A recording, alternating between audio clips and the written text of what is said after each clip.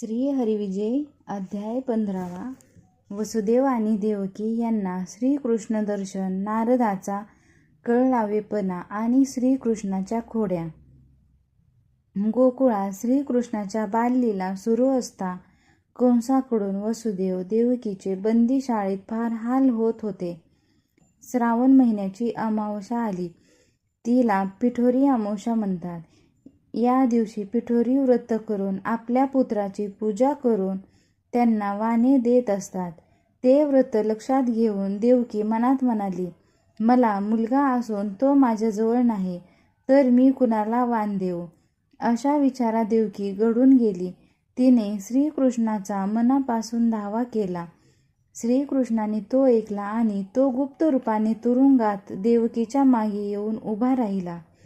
देवकीने पिठोरी अमावस्येचे वाण मनपूर्वक केले व ती म्हणाली, हे श्रीकृष्णा, तू जेथे असशील तेथे याचा स्वीकार कर. देवकीने सहज मागे वळून पाहिले तो तिथे तिला एक सुकुमार बालकाची सावळी मूर्ती दिसली.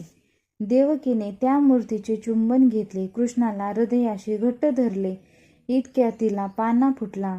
तेव्हा कृष्ण आपल्या आईचे प्रथमच दूध प्याला. तिला अपार आनंद झाला, परमसुख झाले.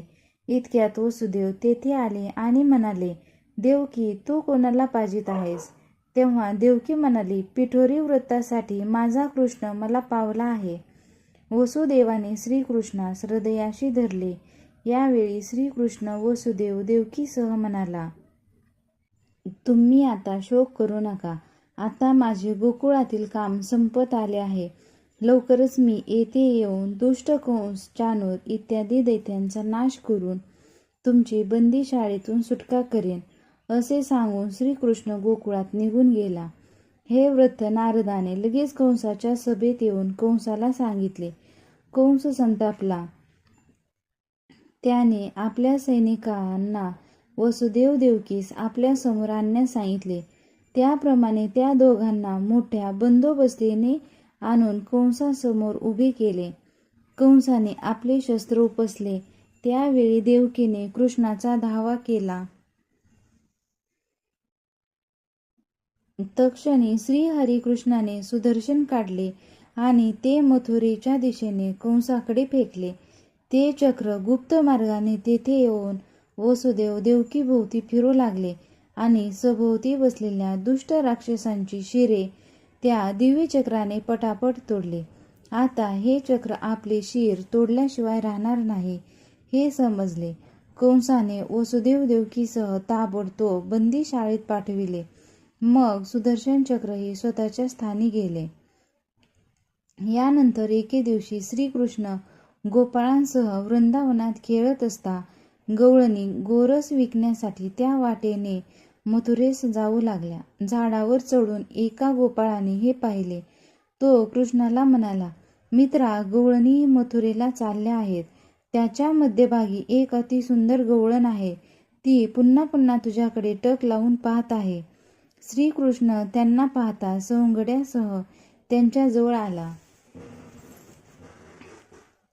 त्या गवळणींच्या मध्यभागी राधा उभी होती. तिला कृष्ण म्हणाला, राधे, आमचे दान दिल्याशिवाय या आडमार्गाने का चाललीस? राधा म्हणाली, आम्ही एका बाजूने गोरस विकण्यास मथुरेस जात असता आम्हाला उगाच का अडवतोस? तुझ्या असल्या खोड्या कंसास समजल्या तर तो तुला गोकुळातून घालवून देईल. हे राधेचे बोलणे ऐकून श्रीकृष्ण म्हणाला, राधे, तू मला कंसाची भीती दाखवू नकोस. मी त्याच्या एकाहून एक मोठ्या राक्षसांना ठार मारले आहे. तर त्याची काय कथा? माझ्या छोट्या भावांना त्याने आपटून ठार केले तसा मी त्याला चाणूर, मुष्टिक इत्यादी राक्षसांना आपटून ठार करील. मग तर माझे म्हणणे ऐकशील ना?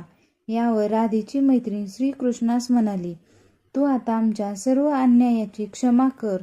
तुला आम्ही हवा तेवढा गोरस देतो.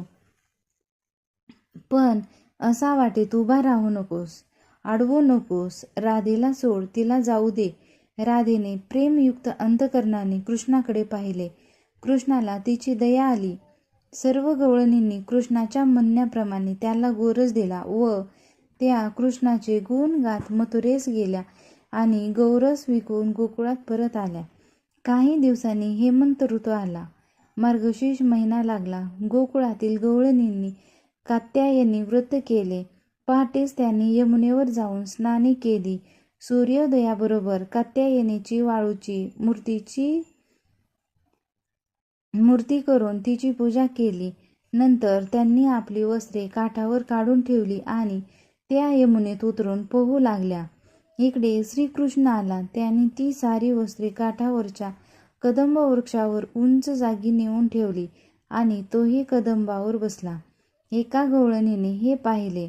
तिने साऱ्यांना ते सांगितले. तेव्हा साऱ्या जणी गळ्यापर्यंत पाण्यात बुडून लपू लागल्या आणि आपली वस्त्रे काठावर ठेवण्यासाठी कृष्णाला विनवू लागल्या. ते न ऐकता कृष्ण फक्त हसू लागला. अखेर श्रीकृष्ण म्हणाला, हे पहा, तुम्हाला वस्त्रे हवी असतील तर काठावर या. पूर्वेकडे तोंड करून सूर्याला नमस्कार करा. मगच तुमची वस्त्रे मिळतील. शेवटी देहभान विसरून कृष्णाच्या ठिकाणी चित्तवृत्ती स्थिर करून काठावर येऊन गोपींनी दोन्ही हातांनी सूर्यनारायणाला नमस्कार केला.